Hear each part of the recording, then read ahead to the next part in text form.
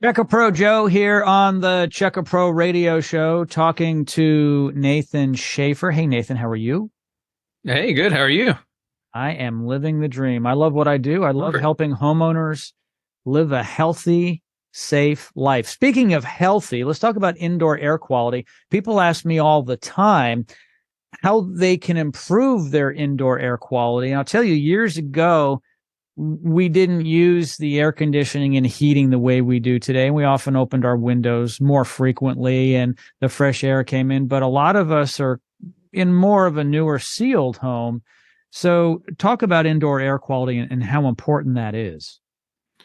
Oh, yeah, it's extremely important. This is a topic that I love, and unfortunately, it's kind of sad. It's really not talked about near enough within the industry, as far as from other heating and cooling companies as a whole, right across the nation.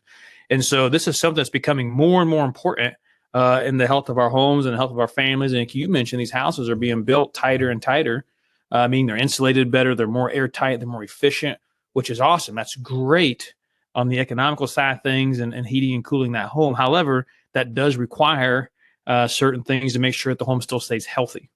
And so there's lots of things to take into consideration as we go into this time of year. One of the top of mind things that comes up is humidity. As we start heating the home with these systems, the air starts to become drier, and we start to feel that. And so, and it creates a difference in the comfort too. The colder it gets, the more that heating system runs, you kind of find yourself having to turn the thermostat up a couple more degrees, a couple more degrees. You're like, man, it's weird. Like used to 70 felt comfortable. Now it feels cold and I'm up to 72 or 73 to still feel comfortable. When the fact, the reality is it's not the temperature, but it's the way that it feels. It's actually the humidity in the home. As that air gets drier and drier, for every 5% change in that relative humidity, it feels like 1 degree in temperature. And so if we take it from 45% to 40%, that 70 now feels like 69. Go Mm. another 5%, now it feels like 68. And so some things to remember on that, and there's ways that we can take and control that and keep the house at those optimum humidity levels, which is going to keep you healthier, keep you comfortable. Our internal filters and us personally, back here don't start drying out to we're getting all those germs and stuff coming in. When it comes to germs, there's things that we can install to help with that as well, to remove the germs and bacteria in the home. So lots of different things that can be done for the indoor air quality of the home. So the humidity is a good point. You want to make sure in the wintertime when the heat is on that the humidity is somehow increased because it naturally will evaporate. It'll dry up, unlike in the summertime. Mm-hmm. And having proper filtration, it might not just be those air filters that came with your system. You might be more sensitive and you may want to put in a better air filtration system. Absolutely. Yeah, there's all kinds of different types of filtration systems and levels of those, depends on depending on what you're wanting to accomplish with that.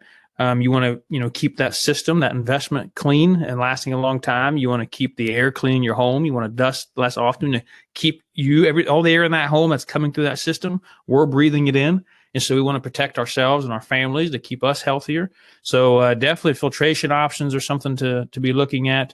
Like I said, there's the air purifiers, where it brings the technology of the outdoors, right, of Mother Nature that God's provided for us, and brings that into the home inside the ductwork. So to control the germ side of things and bacteria and things like that. Odors, it can control that. There's things as far as bringing fresh air into the home. So we talked about those airtight homes at the beginning, which is great, but sometimes we need to introduce some fresh air into the home and put the house under a positive pressure instead of a negative pressure. And so there's things that can tie into that as well. And then, of course, like we mentioned, the humidifier. So those are some of there's more, but those are some of probably your 3 or 4 most common things that have the biggest impact on keeping that home comfortable as well as healthy. And for more information, you can go to Nathan's website. There's a link in the show notes of this podcast. As always, my friend, thank you so much for educating us. Hey, thank you, Jim. Thanks for having me.